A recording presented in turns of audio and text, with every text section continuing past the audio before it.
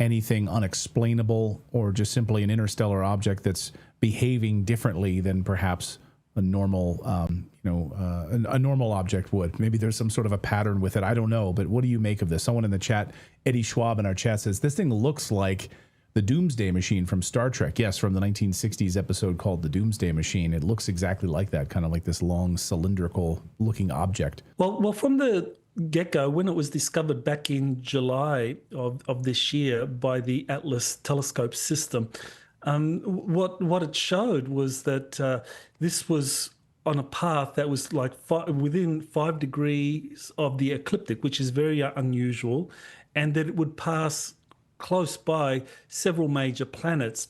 And some astronomers did statistical studies and found that this was very highly unusual and suggestive of some kind of intelligent navigation that was behind this to kind of follow that passage. The lack of a tail is really the most kind of like startling aspect of 3I Atlas, that this is no comet.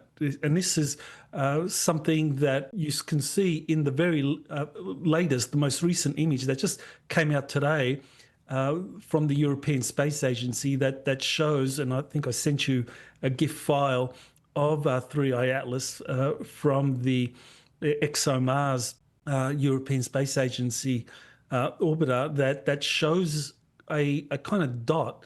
But what's interesting is that there's no tail. And that's very important, because if this was a comet right now, as 3I Atlas is approaching the sun, you would see a tail behind it as it's approaching the sun. But there's no tail. So that's suggestive of something other than a comet that has traveled from some interstellar region to here. And so this is where we get into a lot of speculation. I mean, many different sources are saying that this is an extraterrestrial spacecraft that is here to really kind of like raise the frequencies of the planet or of the solar system. So, there's a lot of speculation about it.